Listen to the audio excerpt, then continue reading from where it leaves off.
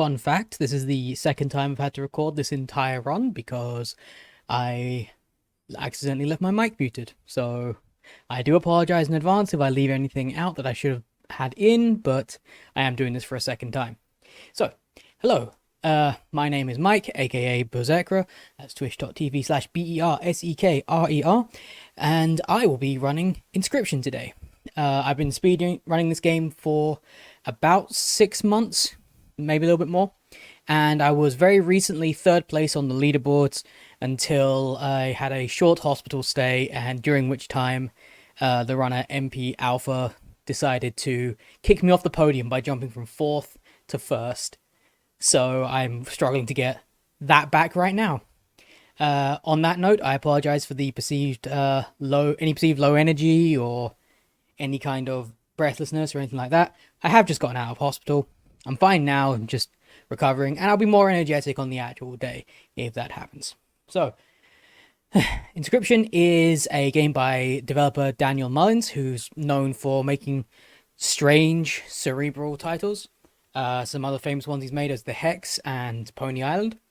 He's also famous for putting like ARG elements in his game and deep lore cuts and things like that, and it just makes them very interesting. This is a horror-ish kind of game. I call it horror-ish because it's got some horror elements, but it's not a horror game as such. But it is deeply story-driven. But of course, during the run, we skip all that, so it's all just pure gameplay. It is a card game. And just a couple of things I wanted to mention before this. There will be several opportunities for me to do incentives and to do read donations and such like that.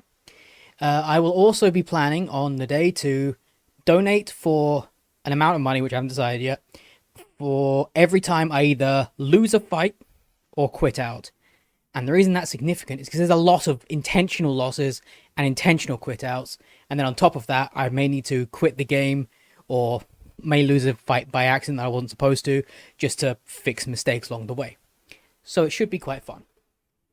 I think that's about all there is for an introduction. And I'll try and cover the finer points while I'm actually running. The only thing to note is that the timer does not start, for reasons I'll go into during the run. The timer does not start at the game start. Instead, you have to do a tutorial section first, and that's where it starts. And it takes maybe a minute to get the game into a ready to go section, so I can just be doing that while I do my intro and stuff. Okay, without further ado, I think that's everything I need to say. Let's get to the run. Okay, first things first, elephant in the room. My lighting is probably very different in here. It has actually been a few hours since I recorded that introduction section because I had to go do some household things. However, I'm back and this is the game. Now, remember, the game timer doesn't start until after like a little tutorial section, which of course I'll point out. This run should, overall, the estimate I'm giving is 1 hour and 20 minutes, but I would be genuinely surprised if it went over 16 or 17. Like that's would be really surprising. Yeah, so like a good time for this is, like a really good time is like 1 hour 11, 1 hour 12. That's all vary. Like a bad time would be around 120.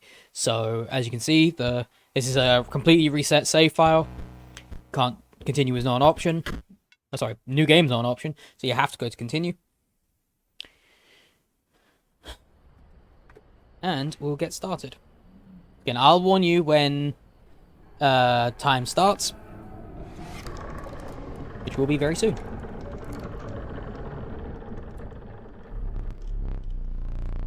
First things first, you're gonna notice is I'm going through this quite quickly.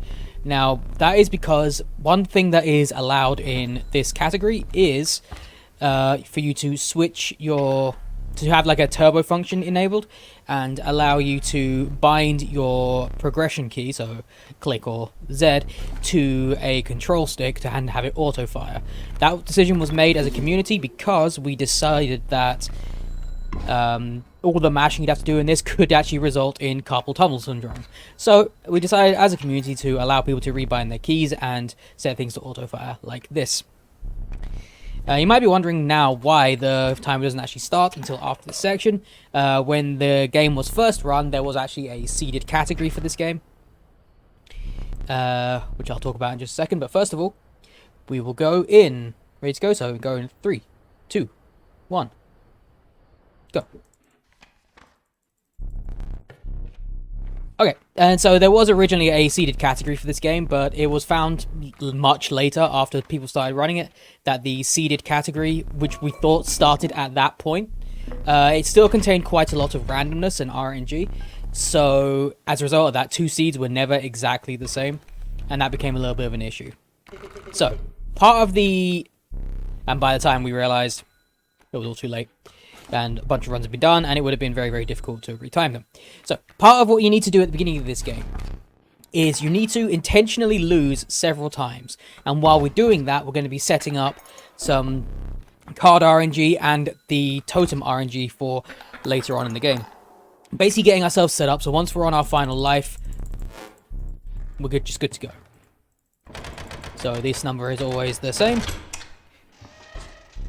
And there are times just like this when the game forces you to stand up and walk around the cabin. In those times, you generally want to try and get as much done as you physically can before being forced to sit down again. We know for a fact what these cards are because they are preset. And so we're just going to be doing our best to build the best cards we can to bring those forward later in the run. Part 1 of the... incentives that I'm going to be doing is you get to name the death cards. When you die in this game, like die, because you actually have 2 lives, you see. When you die, you are allowed to set up some what we call death cards, and they allow you to combine some cards that you had during your run to maybe randomly turn up on later runs and maybe make it a little bit easier for you. Canonically, you have to die at least twice before the game can progress, so we do our best to set up the best cards we can and give ourselves the best advantage later on. So if you're playing along, I have already lost 2 games, so there's already 2 donations, and now we just wait. So this will be the first incentive, and you can name these cards, so that'll be the first incentive. You can have all the letters and numbers and special characters you want. It is in all caps though, so that much is not negotiable. Okay, that's the good RNG, so by seeing that there, we can just hold down the button here, and it will make the best card. Let's just call this AGDQ, sure. But yeah, that can be basically anything. Okay. And that's the first death card down. So next, we need to try and die again as soon as possible. However, in the process, we are going to be setting up a totem. We use those items there because we need to be able to pick up some more items later to potentially get the setup we want. However, normally you'd only use 1 of them because using the pliers is slow. However, for safety purposes, we use both of them to give ourselves 1 extra chance at building the totem we want after this. The game forces you to stand up again because it's like, oh, I forgot your figure. You can go get it. So while we're standing up, we're going to do a bunch of other stuff, including pick up the stink bug, which we have to, again, for canonical progression. Madness must end. Pick up the key, come over here, open that bureau, grab our figure, and we go. So again, you can see examples of trying to do as much stuff as possible. That's a scripted card that we pick up intentionally, that we know exactly what that one's going to be every time. So now we're looking for 2 items here, either a black goat or one of those. Ah, there we go, we've got the black goat. So we actually got the faster strat. And we've got double black goat as well, that's nice. The other strat would be to use unkillable, which would mean that you have to play with that cockroach. However, as it stands now, we didn't need to do that. So, purposely get hit here. Draw that, play that, and we have to sacrifice the black goat, so we played that. So the things that turn up on the totem in our next life can only be things which we've actually used. So now that we've actually used the black goat effect, that can be one of the things that's turned up. And because we didn't use any others, we've manipulated the RNG of it to be able to make sure that shows up. So that was actually very, very good RNG. The last time I recorded this, it was the other RNG, so it does. So either way, it does happen. Got to do some cursor positioning here to pick up the camera instantly, because you have to take a bunch of pictures, otherwise it doesn't progress. Now we will also be completing. Let me actually have a look at this RNG before we go. That is the good RNG. which means we're going to actually get a very, very powerful card here. We're going to call it Yay.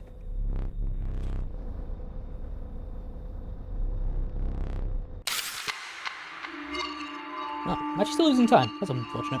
But yeah, the totem we're going to be picking up is going to be a thing we pick up after doing a series of puzzles in this life. And that thing is going to, eventually, it is going to make it so all of our squirrels have an effect that we stick to it. That's unfortunate. So now, the idea is we're going to make it so instead of sacrificing one card, multiple cards for multiple cost creatures, we'll be sacrificing one squirrel, and instead being able to summon basically whatever we want for the rest of the run. These puzzles are required, and it is faster to do them all now. And that's the squirrel head. So we'll be combining that with a totem base right now, and if we set the RNG up properly, which I believe we have, that should appear. Moving on. So now all of our squirrels are, instead of 1 blood, are now worth 3 blood. Okay, so from this point on, we're just trying to win the game. So there should be no more losses from this point onwards in this act. That is very, very unfortunate start. There's not a lot I can do about that. That is quite bad RNG.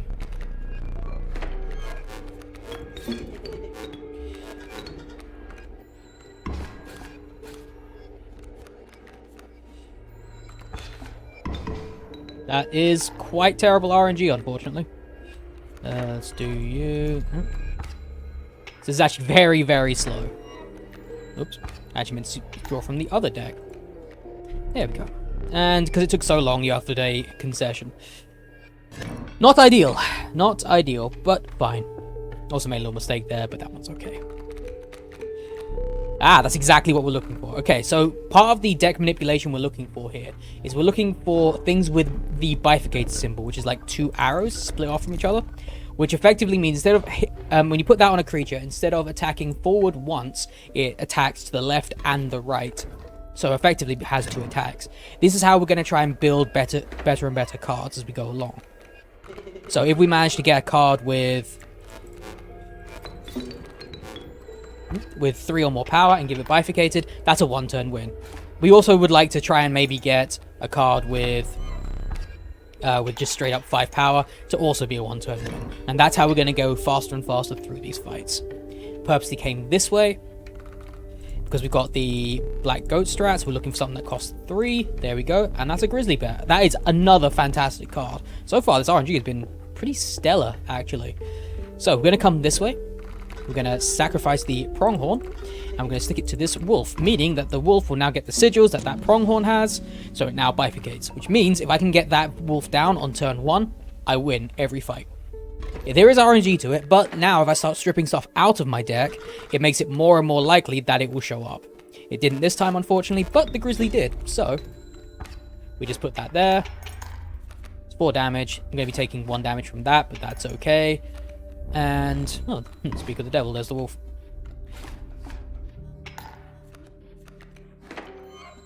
And there we go.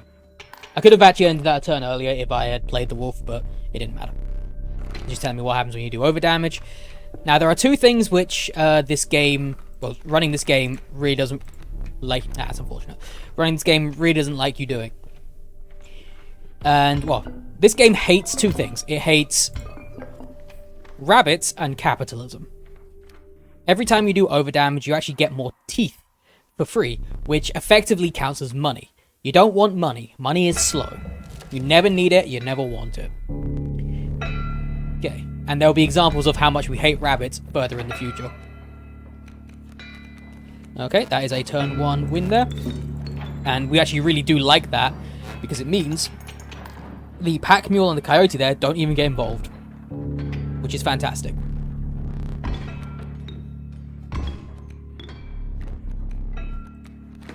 So we grab another one of those, put that down, use the smoke there, put the bullfrog down, that's 5 damage, and we win the fight.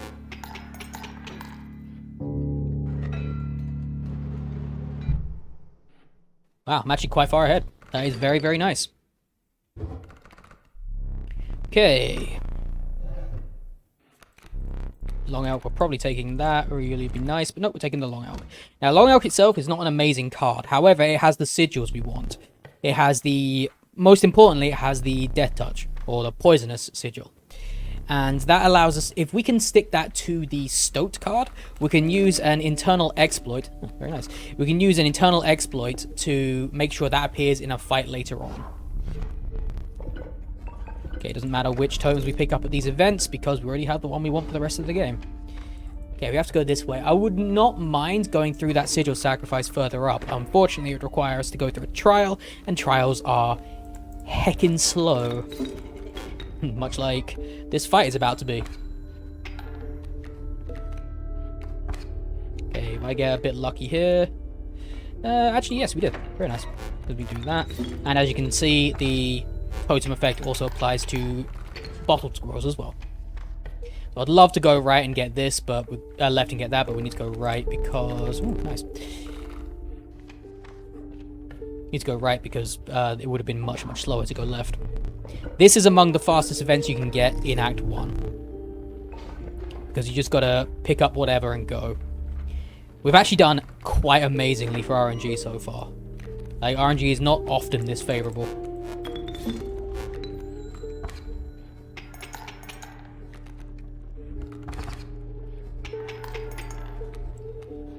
And...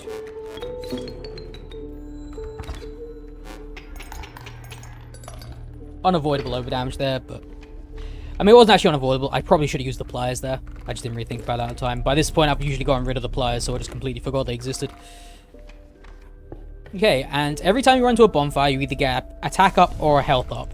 You never want health ups, but the first time you ever run into one of these, the attack up is guaranteed. Meaning, I can just give that to the Grizzly, and now if I play Grizzly, it's a one-turn kill all on its own. Okay, I want to go to the right after this. So we just go bing, bang, turn 1 kill, done.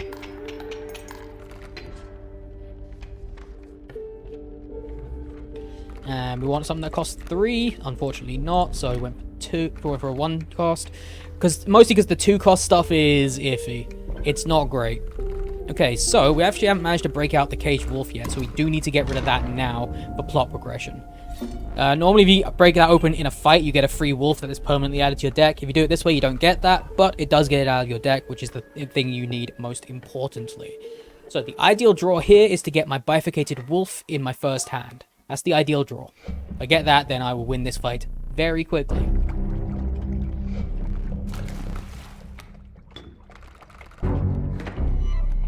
And survey says... unfortunately, no. Okay, so we'll just go there, put you there, put you there, go. That's going to be 0, because that's going to be equals the amount of cards I have in hand, which is 0 right now. Okay, I need something good here, and that is actually something good there. So we can do that, and put that there. Unfortunately, we're going to have to wait on that for a little bit. But now that we've done this, we will go into round 2. So not the fastest fight ever. And that can just bifurcate straight around the bucket.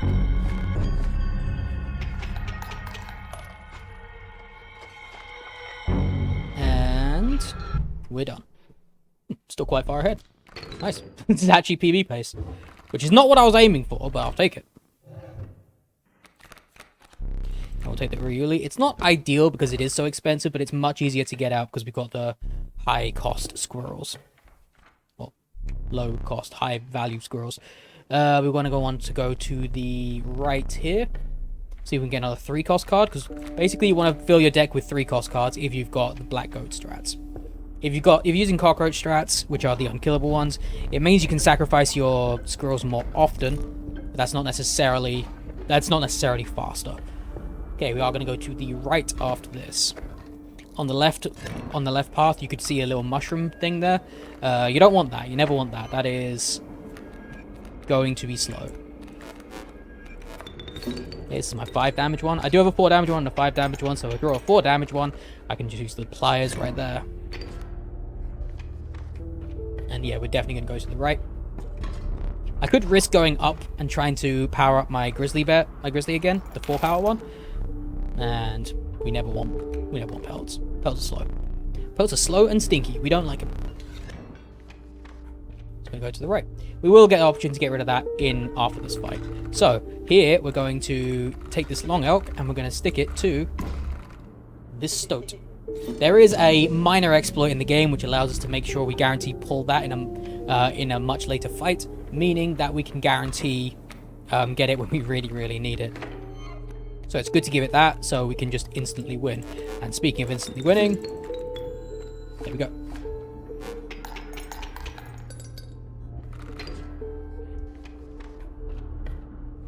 Okay, what have we got here?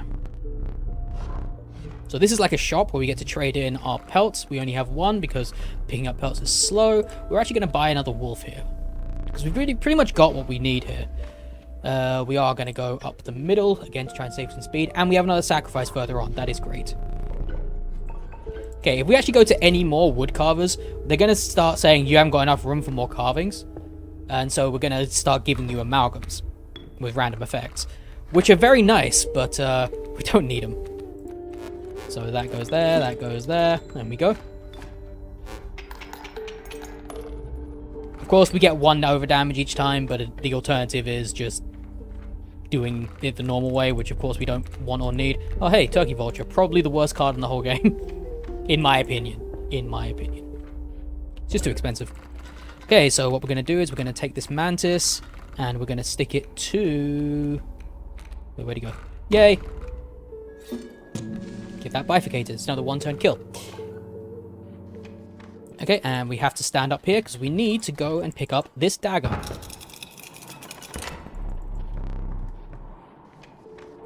And away we go. Now, using the pliers makes you pull your teeth out, which is pretty gross. Let's see what happens when we use the dagger, shall we?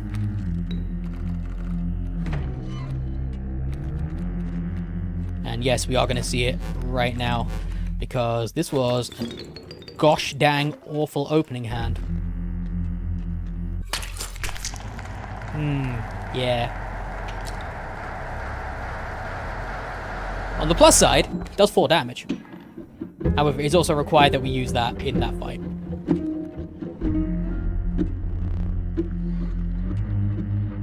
This is like the last point of the run where it might actually fail, so...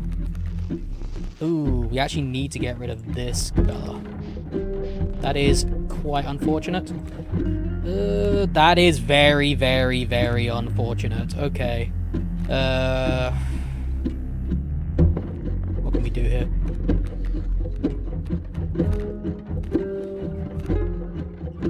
Okay.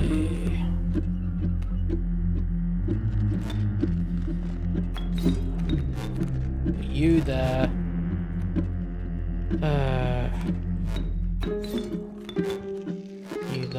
You there, and we should have some pliers in here somewhere, which will overall deal 4 damage. Whew! That was very close. That's like the last point where the run can like fail, like in Act 1 anyway. So that was actually that was a clutch win. Took me a little bit extra time to figure it out, but I got there in the end. We'll take the secondary, really. It's, again, a bit expensive, but if we do perfect cursor placement here, then we did it. We just immediately pick that eye up and put it right in our face. Lovely. Okay, again, that is canonical. That is required in order to progress the story. So we're going up to the next screen, and we have to stand up here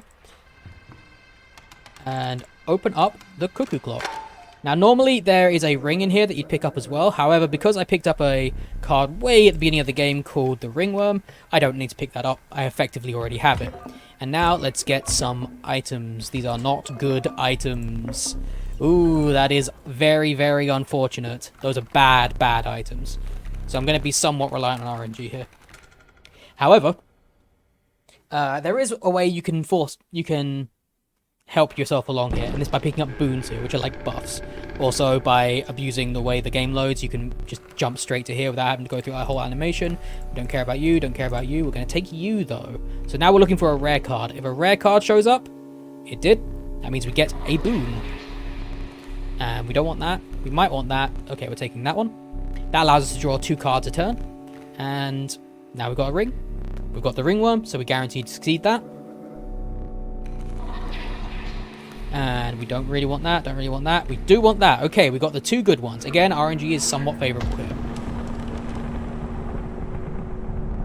Skip by some dialogue and run straight on it. Whew. Okay. We're almost out of Act 1.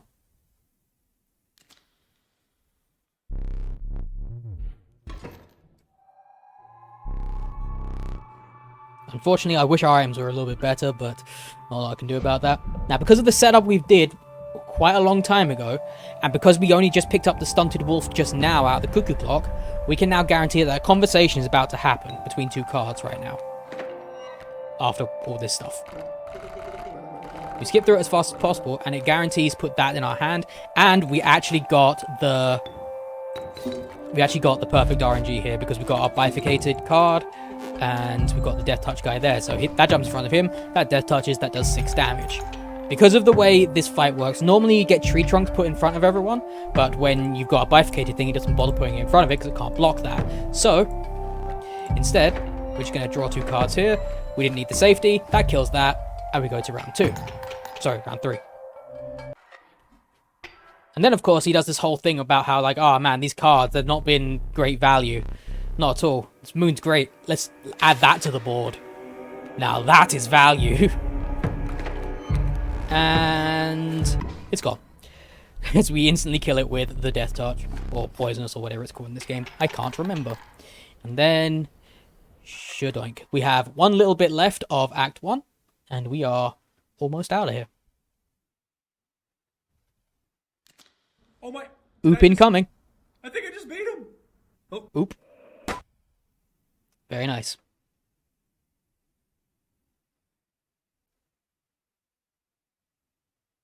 And unfortunately, we have to load through this.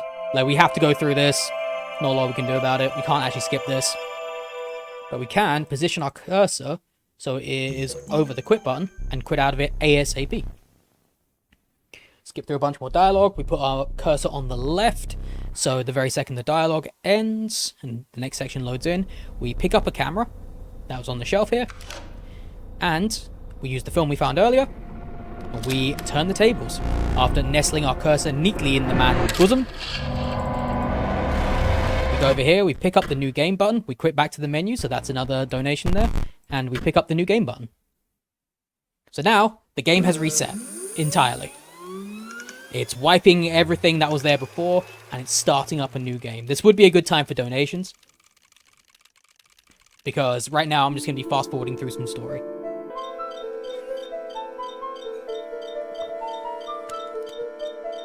In case you're wondering, that's my Go Faster Brown juice. I'm genuinely surprised that this run is going as fast as it is.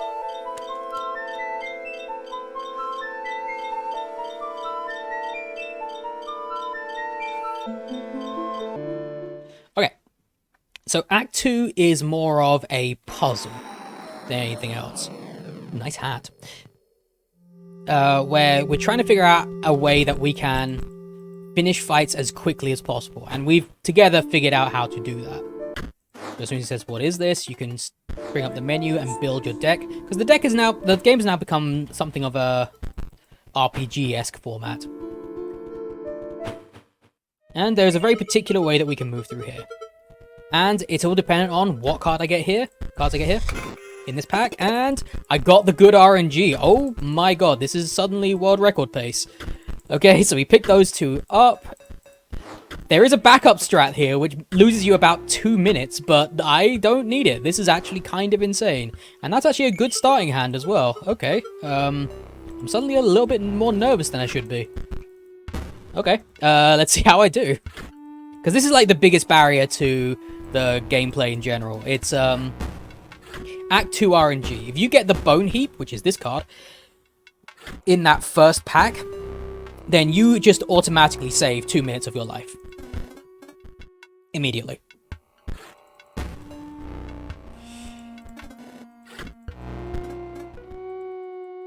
unfortunately, I'm going to lose this Gravedigger, because what I'm trying to do right now is I'm trying to build up as many bones as possible. At the end of each turn, each Gravedigger gives me 1 bone each. So I'm trying to build up as many as possible, because what I'm eventually going to do is I'm eventually going to put that bone heap down and have it do 19 over damage. Okay, now I just gotta keep it going. I can't do any more damage because I will accidentally kill him. I was really hoping I'd see more Gravediggers by now because there is like 5 in here. Okay, so we need to go up to 40 bones before the deck runs out, which we should make quite easily. Gonna quickly explain how activated cards work. Press the button. And we're gonna put this right up to 20. And then go. We'll do 19 over damage.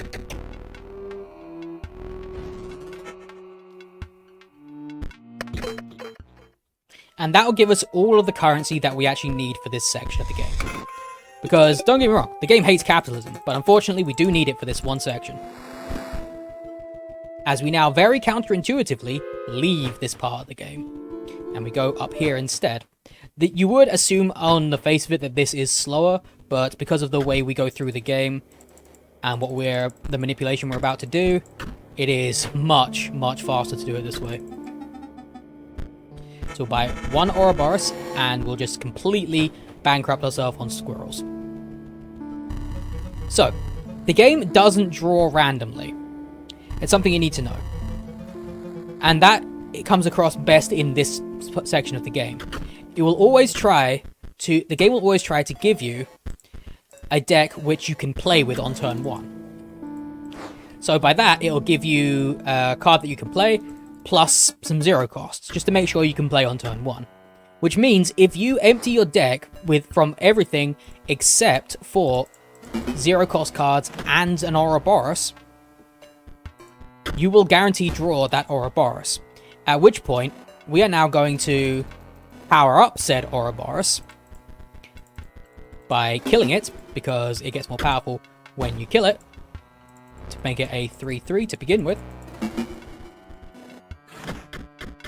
So eventually, it'll just one-shot everything. There is a slight more method to it. Eventually, it will become a 4/4, and then it will become a 5/5.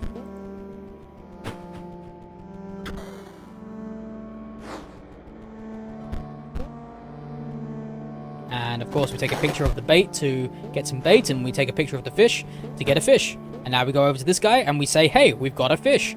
And he's like, okay, I'm going to fight you. Makes perfect sense. Don't question it. So now that we're in this fight, we have to play this in any space except the leftmost space. Comes down. We intentionally let it hit us. That is absolutely fine. We use our handy dandy hammer one more time. And we play that. It does 4 damage, which is exactly the amount of damage that we have left over. And that is now a 4/4, meaning that we can win any fight that we go into now, as long as we have at least 1 skeleton in hand. In our first hand. This is why we pick up the clover at the beginning, and we're about to see why, one of the reasons why the game hates rabbits. Put that about there. Come over here. We go 1, 2, 3, go. Ah, overshot it a little bit. And now we just killed a rabbit, and we're taking a picture of its corpse. And that's why I pick up the clover. The clover allows you to mulligan your hand 1 time each fight. Worst case scenario, you mulligan your hand and then you still can't play it, at which point you have to surrender and start over. Which is sad, but it happens. See, now this right here, we mulligan that because we need at least 1 skeleton. That's not a skeleton, but it is close enough. Because it allows us to play that, and it can buff itself by using 2 bones that we got from the squirrels. So, close enough. This is also a point where people who are casually playing the game get quite stuck, because that guy was a shop, but as soon as you kill the rabbit, you know, he's no longer a shop, so you can't, like, grind for foils or anything to get better cards. Okay, there is a very, very specific method to go through this fight, and it actually does require a skeleton. You can't use the backup skeleton of the bone heap, unfortunately.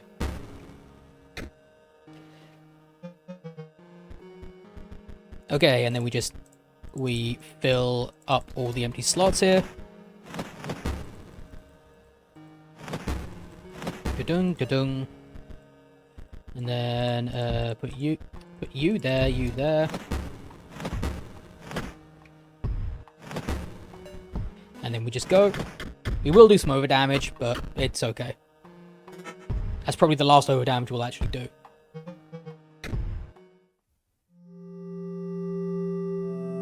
I did lose a little bit of time there from like hesitating while I was explaining things, but that's okay. Like, I wasn't expecting this run to PB or anything like that, and it definitely won't do that on the actual run on the day. So, okay, and now we have an intentional quit out here to skip some dialogue. Make sure you hit continue, not new game. That's pretty lethal. And you come on down here and we finish off the Grimoire section. So for this part now we have to actually defeat some of the stuff that we skipped here. If we were doing the backup strat, this guy would actually already be dead, but that's fine. So we play you, put you there, and go.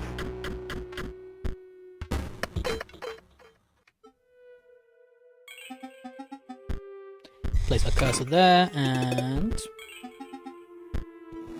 go down here. Grab that piece of epitaph, come up here. Movement in this section is a little janky, so if it looks like I'm just standing still for a second, it's not intentional. Okay, we got ourselves a skeleton. That's good. That's an instant kill.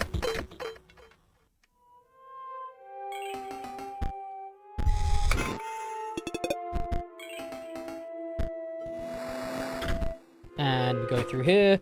We grab this, and now we're going to see if we can get a dialogue skip. We're about to slot some things into these epitaphs into these gravestones here. They're always the same.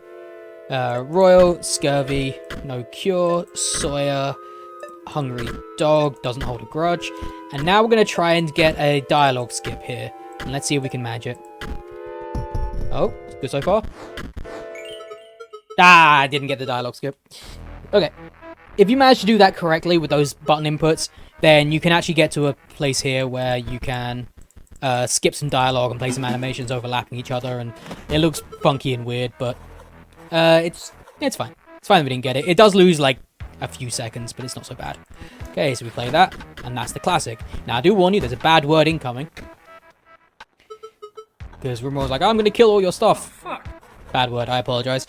And it has scarred me for life.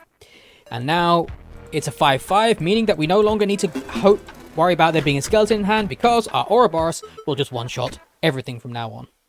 I'm also going to attempt another skip here. It may or may not work, and it may crash the game. We will see. I think I missed it already. Oh yeah, I totally missed it. That's unfortunate. Okay. It's unfortunate I don't get to show that off. I might be able to show it off on the run. If you hit escape on the exact right frame, you can actually do another quit out there. And if you do another quit out there, then it causes some things to get a little bit janky. You skip this section now, and you play a little bit later. But because it's not meant to be played later, it actually allows you to make some moves while there's still cards on the screen, and it looks really weird. Hopefully I'll be able to showcase that in the actual thing. So these are also always the same, so you don't have to worry about it. Ah, Goobert. We will see him later.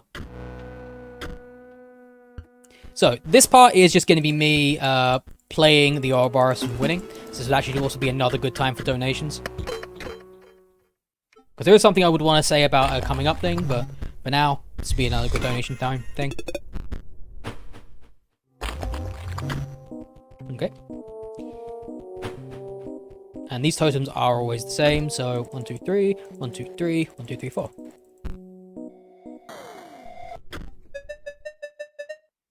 And it's always just a simple fight.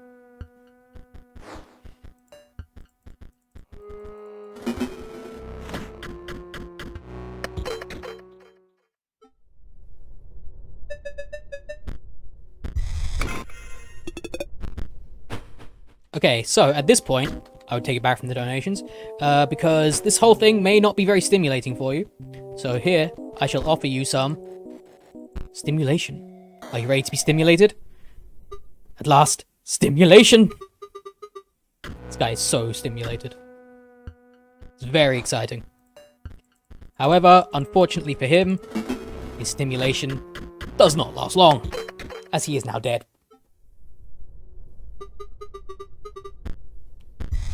Yes, it was very stimulating.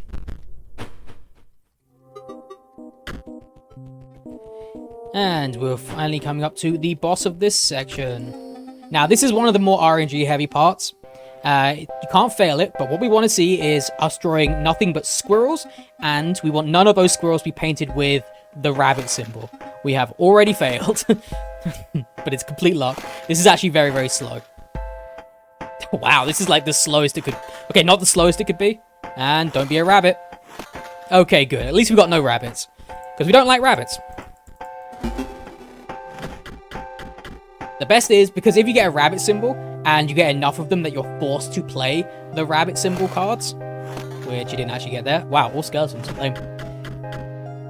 Then it actually adds an extra 5 seconds, I think, per each one. Like, it's a lot of time per each one you're forced to play, because you have to draw a rabbit, and then that rabbit has to get painted.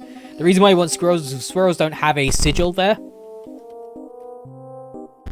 and so they don't have to go through the bleach animation before they go through the painting animation, so it's just a bit faster on each one. If I'd gotten the skip from after Grimoire, then I could have been moving while all those cards were going off on the screen there. And I would have been able to skip by quite a lot of... Well, I would have been able to skip quite a bit of time. Okay, into this section. All of these puzzles are always the same, so we just slide them, slot them in there. So... maybe get a quick donation here, maybe, I guess. It's possible, but we don't really need to, because one thing I will point out is if you do this movement well enough, you can actually walk on nothing there. As we go into this next fight.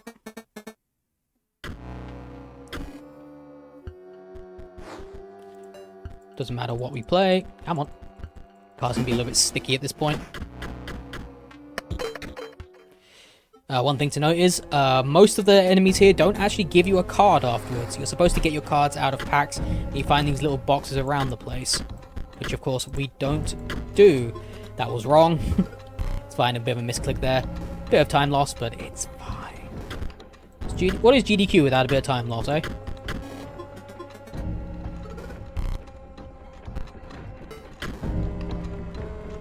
And we're going to this next fight. If you're stopping to read all this stuff, you get quite a lot of lore bits along the way.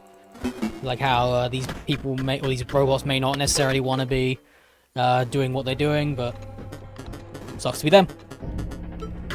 Okay, we go through here. Whoops. Yep, come on. Behave. Apparently Nerd's got the best of me a little bit there. That's fine. We've got one more of these puzzles.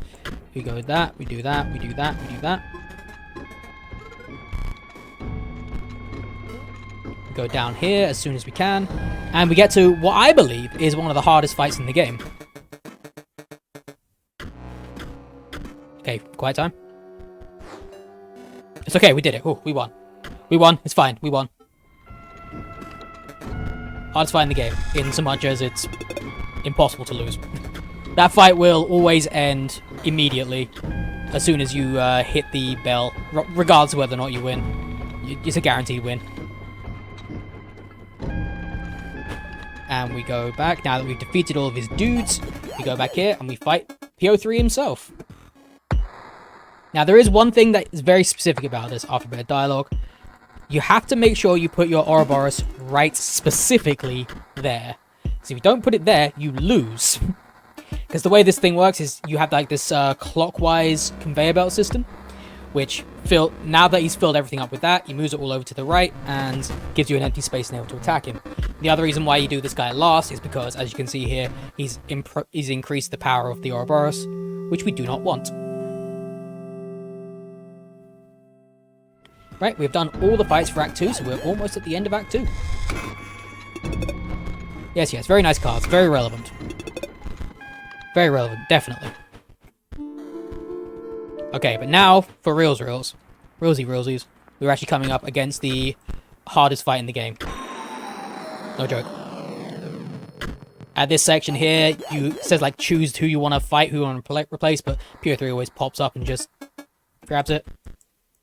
Ah, I lose that fight every time. Ah, every time. Because that fight, unlike the other one, which is a guaranteed win, that is a guaranteed loss. So, you cannot win that fight. You can fight him for a bit, but if you do the fight, you will just eventually lose, and so you may as well just surrender it. It's much, much quicker. Okay, so upcoming now is my personal stamp on this game. There's a lot of glitches in this game, but the one I found is one that I'm hoping I can showcase right now. Which, because I'm hilarious, I named the Super Special Secret Awesome Skip, which, if done correctly, will save you 0.3 seconds. I know. Wild. There's really no downside for trying it either, so I'm going to try and get it right now.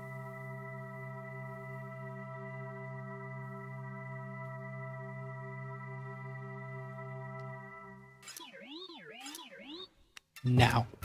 Got it. There we go. That's the whole skip. It's basically so you can move one screen while the dialogue is still going off. I know, very exciting.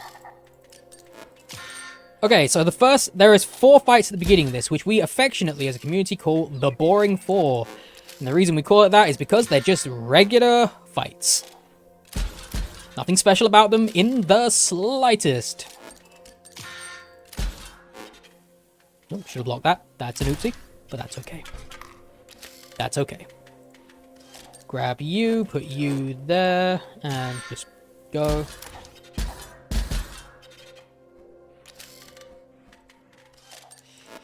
A little bit slower than I'd like, but that's fine. 5, 6. Unfortunately, we're 1 off. Now, one thing we want to try and avoid is overdamage, and we're about to do a butt ton of it. So, for every point of overdamage you do, you get $1. And that's not a thing we want, because, like I said before, we hate 2 things, rabbit and capitalism. Never want to see rabbits, and we never want to see capitalism.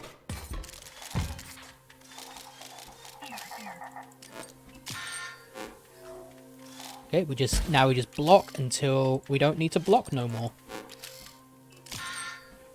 Absolutely no point playing anything else, because it's just going to immediately explode anyway.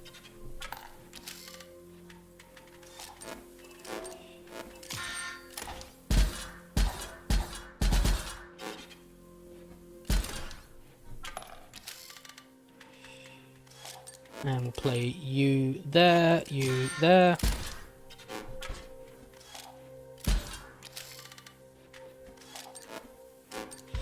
And nope, can't do that, unfortunately.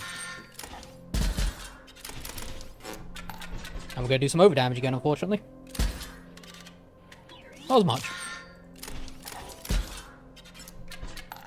Actually, no overdamage. It just was a bit slower than it could have been. And we don't want any of these upgrades. These are all these little holograms are upgrades, and we don't want them because upgrades are stinky. Upgrades are stinky and slow. Now, you might be wondering what's going to be so exciting about this section, and all I can say is wait for it. There's a reason why it's called the Boring 4, and it's because it's somewhat boring by comparison.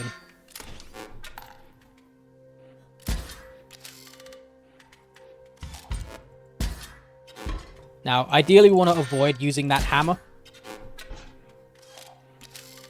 However, unfortunately, because the way these things have worked out, we now need to use it a couple of times, in fact. Because ideally you want to avoid overdamage, because overdamage is capitalism, and we hate capitalism.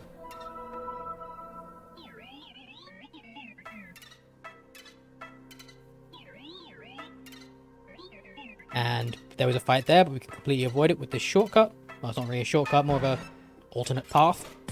And we're up to the final fight of the Boring 4. And if you don't block this guy, you die. Death is not the end of the run here, but it is a massive time loss. So best avoided.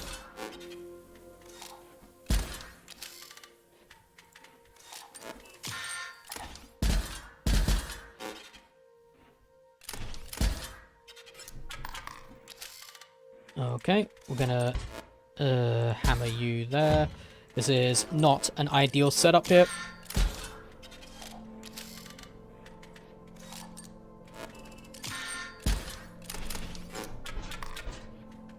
Not ideal, but doable.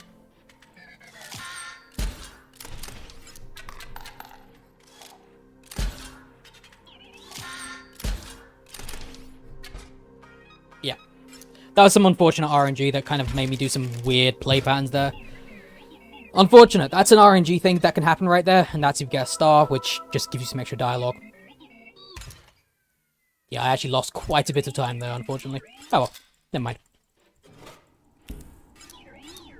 And now we have to prove that we're not doing a task right now by doing some captures. Ooh. Gotta prove that we're not a robot.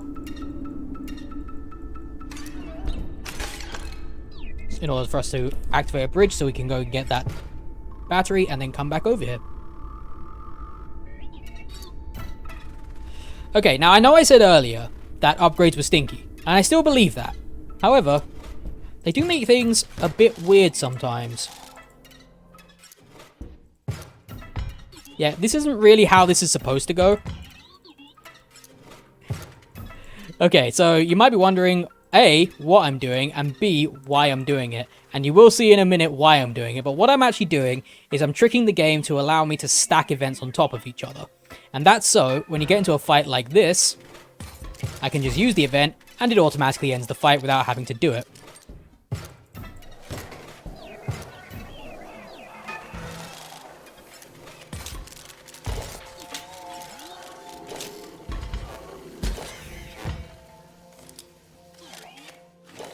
Like so. And you can do this with pretty much any events in the game. Oops.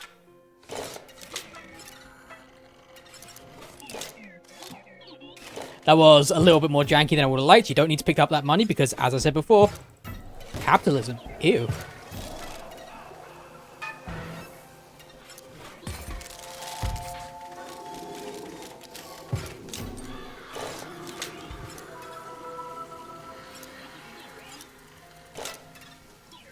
And as we go to this, we've activated that event before. That car comes out, the tablet slams back down, and boss is dead. And because the camera moved over to the graveyard over there, it's changed our positional data momentarily. So we do a intentional quit out. And now we're back at the graveyard. The reason why we're back at the graveyard is because earlier on, I didn't actually pick this event up. I duplicated it, which I'm going to do again. And now it's been duplicated. So I can take it over here, into this fight here, and immediately end this fight. And that's pretty much the tech of what I'm going to be doing for the rest of this run. I did actually not mean to do that. I meant to duplicate that rather than doing what I did do. It's fine, we do have backups. But that is going to make me lose a fair bit of time later on, unfortunately. So we go over here, and we unfortunately have another intentional quit out. And that's because if we don't do that quit out, we will soft lock the game. So that one is to basically clear up the table, take away all the events, and make sure the game doesn't soft lock. And at this point, the game thinks, hang on a minute. You're doing some really janky things in there. You're really breaking the game. Are you crazy sure you're not a robot? And I would say, would a robot be able to count to 12, then 4, and then 11? I'd like to say that was some quick math, but it wasn't. Those numbers are always the same.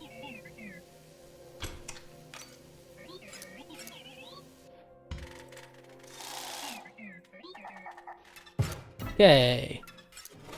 Purposely change all of those to Ruby Ruby.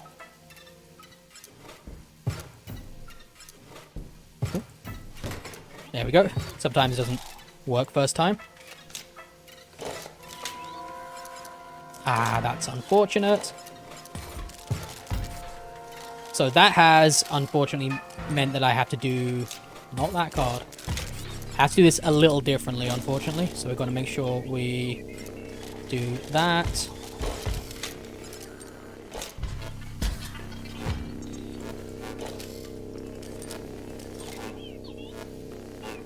So I'm having to do a little bit of a backup path here because I unfortunately did things in the slightly wrong order.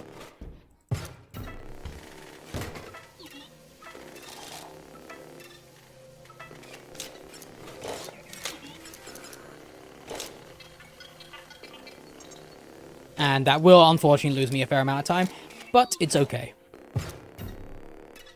So we're going to have to backtrack a smidge. And grab this event again. Minor mistakes, but as you can see, totally fixable if you've done the correct setup. Which I did.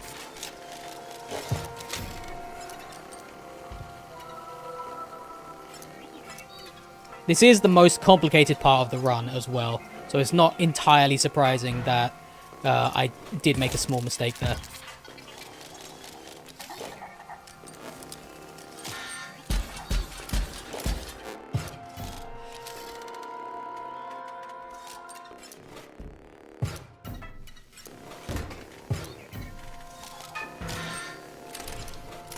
And as you can see, I had to play the fight behind the tablet that was going on.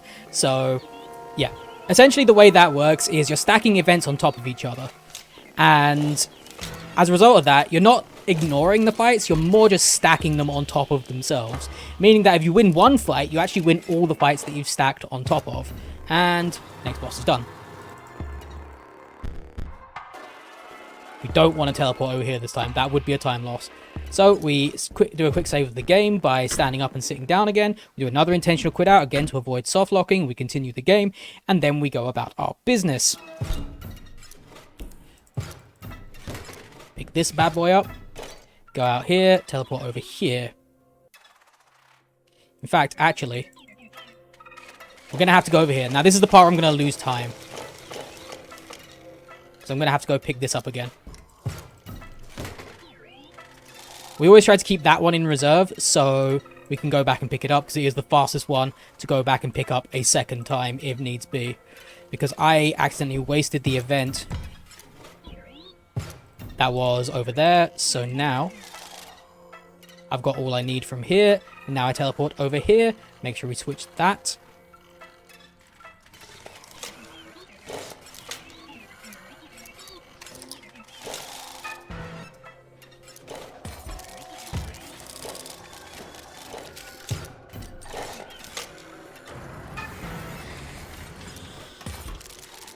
And for safety purposes, I'm just going to wait here for a moment.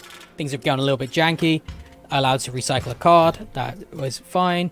So I'll go in here, pull this card out, allow that to sit on the table in front of me. And then we'll go over here. We will start this fight. Now, instead of just immediately skipping this fight, we do have some setup to do. So we are going to put you there. We're going to put you there. And we're going to hit that and put you there. Then we're going to pick up this card event to end this fight.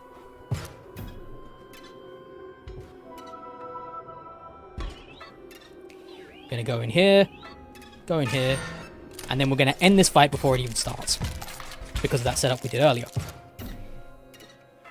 We're going to grab the quill from here, go... Oh, not in there. Need to pick up this event.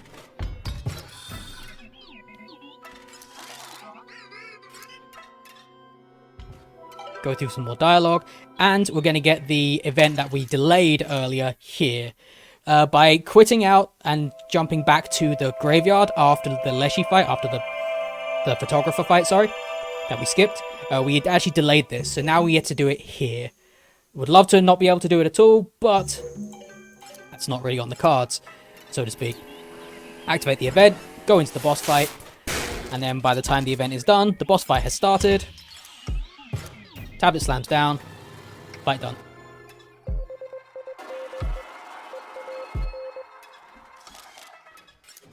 Stand up, sit down, activate the event, and we go over here. Doing this glitch is actually fairly simple. It's mostly just involves standing up and sitting down very, very quickly. But you have to do it at the right timing. It's one of those things that's like a lot harder to do when you don't know how to do it. But once you've got it down, like riding a bike, you'll never forget. So at this point, we have to activate these four... Oops. We have to activate these 4 satellite dishes.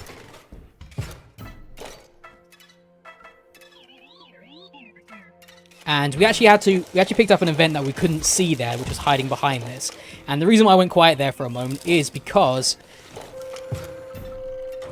at that point, it actually is invisible. And you have to race the event.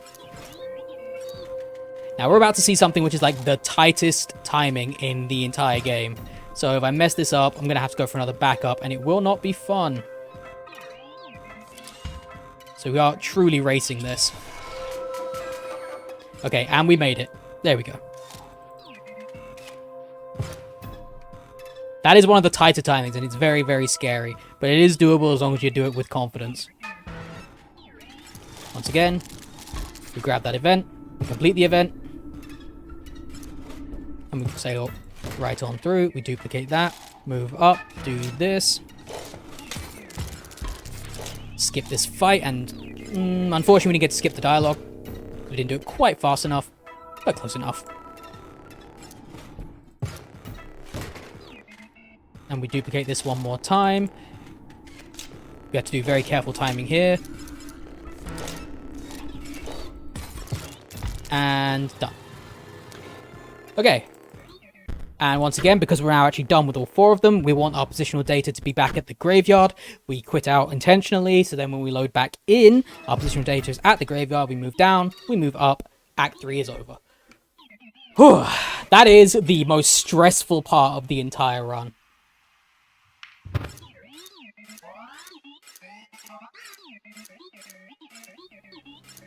So, here's a fun thing. My personal best is 108. I'm a minute ahead. And sadly, as you can see, PO3 sadly never gets to 69% because of Leshy's grand entrance. But yeah, this was not intentional, but that is actually going to be I'm going to be a personal best. There is about 10 minutes of game left from this point, roughly. So this is actually shaping up to be a pretty solid personal best right now.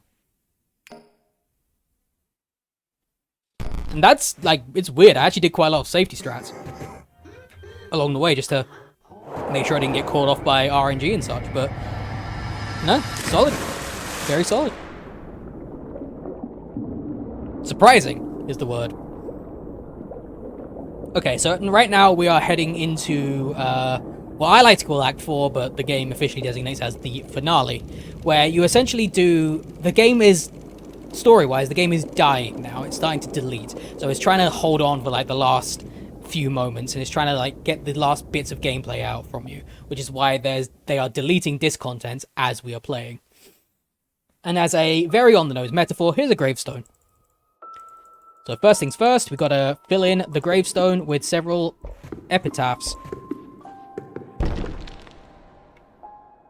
Then once the gravestone is down, we move forward into our 4th gameplay style. Where it becomes this chessboard type motif. However, we unfortunately don't stay here for very long, because we're trying to go fast. It is much faster to fight the guy on the right than it is to fight the guy on the left. So, we are just trying to, once again, die as quickly as possible. And it is much quicker to do the fight on the right than it is the one on the left.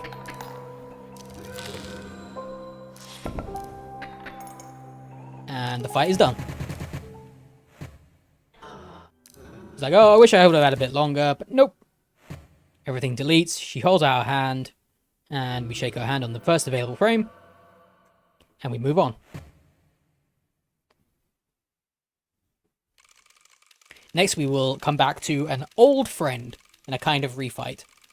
And this is, I promise, the last fight that you are guaranteed to lose, because losing is a lot faster than winning. You can technically win this fight, but it's much, much faster to just purposely let him hit you. There is a tiny bit of tech here that we need to be careful of, which is text overlapping. If you accidentally hit the draw card button more than once, which is very easy to do if you're mashing, you'll get a little bit of text from him, which says you can only draw 1 card per turn, which is not skippable text, so you just have to wait for it to go, and it will lose you about 4 or 5 seconds every time as it just lingers on the screen. No matter, please let us continue. So that's technically us losing the fight, but the fight keeps going because this fight actually goes on for a set amount of turns, whether or not you win or lose. However, I believe it starts the countdown from after the scales get deleted, so it's quicker just to lose ASAP. And the dialogue I'm getting now is not text overlapping, like I said before. That's the guaranteed dialogue, but you can skip through his dialogue. You can't skip through the you can only draw one card dialogue, which I am purposely drawing cards in such a way that I will not get it. Also, you're seeing a few familiar faces in there, like we've got Yay back there. Strong card, and you get to see it again. And with that, the game is finally deleting. He thinks it's time. Goodbye. Held out his gnarly hand. Give it a good shake. And then we go for a sprint.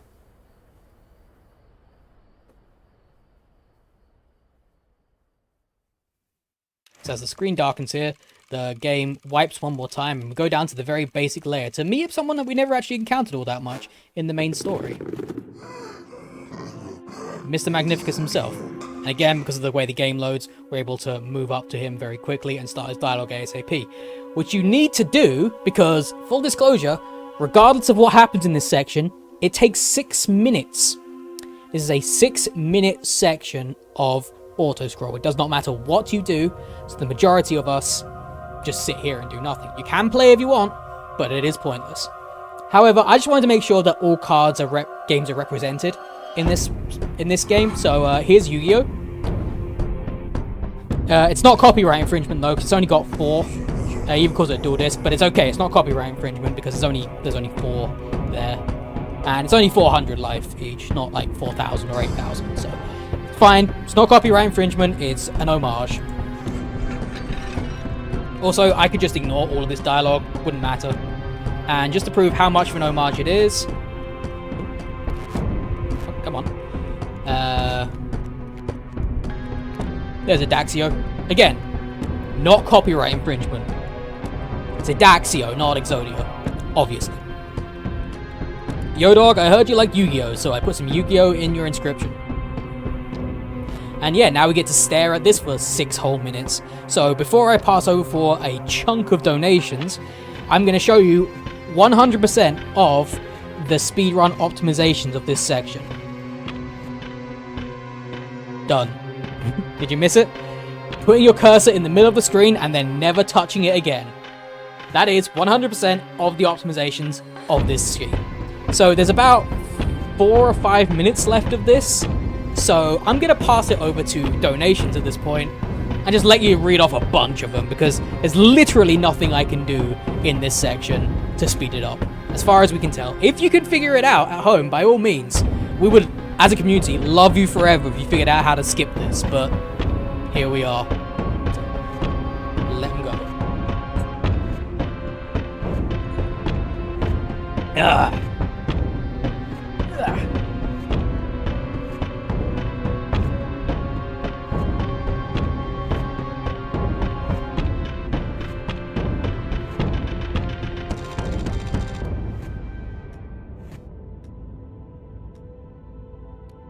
Also, if whoever was reading donations stopped because they saw this, it's fine. Keep going.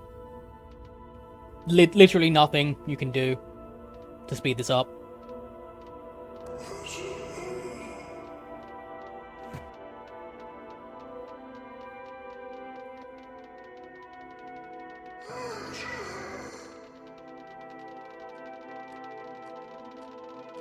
It's actually a personal best, which is surprising.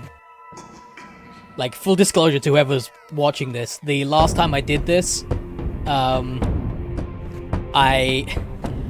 actually had to record this run twice, because the first time I was very foolish and forgot to put my microphone on. The first time I was about 7 minutes behind, so my run was about 1:15, 1:16, which 1:15, 1:16 is a pretty normal time.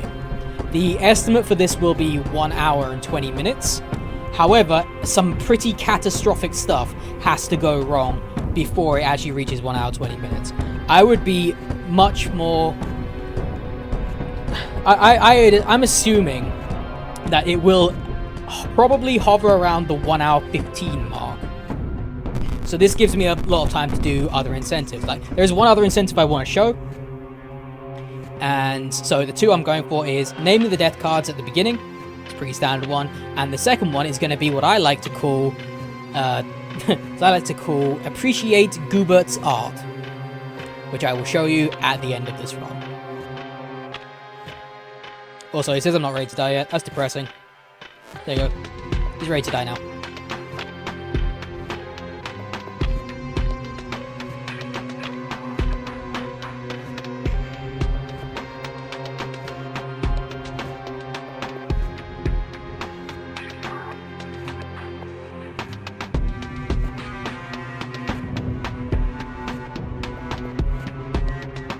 It's a bit weird, like, I actually ended Act 1 a minute ahead. Almost a minute ahead. Which meant that I could have actually... Yeah, this was world record pace. Oh. Whoops. That is surprising. If I hadn't lost all that time on Boring 4. Because I also gained a minute again on Canvas. Meaning that I was actually 2 minutes ahead. Yeah, that was world record pace. Oops. That won't happen at the event. No way. It is far more likely to be a 1:15 thereabouts. 1:15, 1:16. Because I'm going to be nervous. I'm going to make mistakes. I'm going to have to do backups. What else? If I want to stop and explain something as well, then I'll do that as well. The main reason I went as fast as I did is because I realized I was actually quite far ahead on the Prospector as well. I didn't think it would matter, so I didn't bother mentioning it. I actually started the timer a smidge early. I do mean a smidge, like 3 seconds early. So this is going to be slightly even faster than it looks, assuming I end the timer correctly. Okay, we're coming down to it now. So we no longer have to touch the mouse at all. It says you must still shake your hand, but sadly, all the crawling and attempting he does never quite make it. And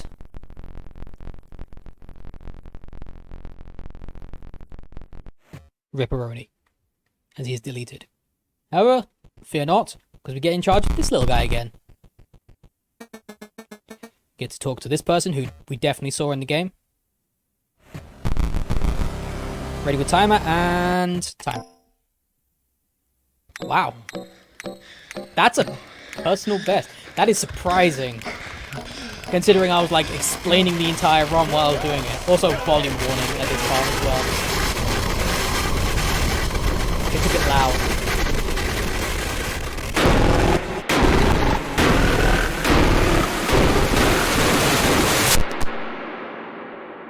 So yeah, at this point, it's just a bunch of cutscenes, which you essentially have to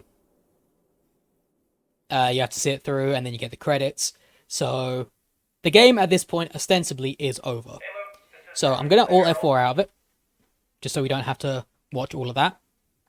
And then I might cut this part out in the edit, but there is a where is it? At this point, I would like to show something which, if we get an incentive for it, I'll actually do it during the run. I just didn't want to do it when I was actually on PB pace. So if you just give me a minute, I will find a save file and just load.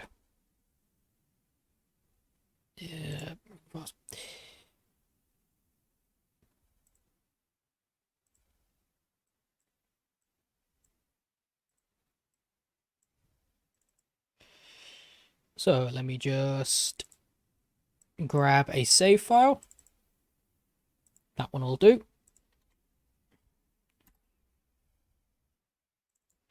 Okay, save file's in. I'm just going to reopen the game. So if we meet this incentive, I will gladly do this in the actual run.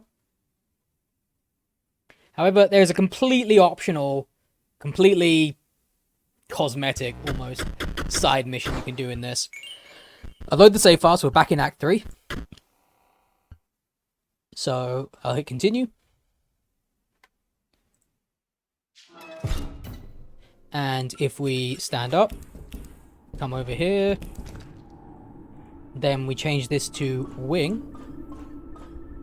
Oh, went past it by accident. That one. skull and crossbones. I will learn to do this faster before the event if I am accepted, I promise. Because this is obviously not part of the main run, it is completely optional. I'm bifurcated. That happens, and we get sent to this dimension, where we're met with this lovely picture and this lovely gentleman. What are you doing here? Don't look at that. Do you like it?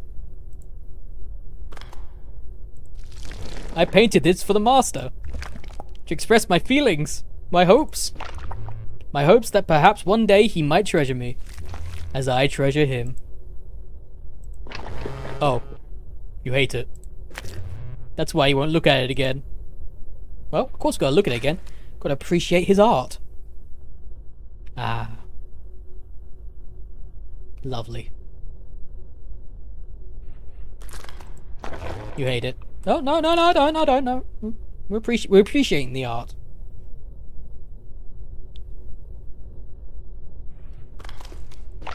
You looked at it again. You reconsidered it, didn't you? You like it? Oh, joy. I'll actually do it. I'll show it to the master. Thank you, friend. And he's gone. Art appreciated. And then we just walk off into the distance to come back to the main game. So I'll be doing this right as the store is opened, because these symbols never change. But again, as I say, I'll learn to do it much faster and do it in the middle of the run. So that's a fun little side thing, which a lot of people may not have actually seen on their first time through the game, because it is a bit cryptic to find out the symbols in particular you need to put on there.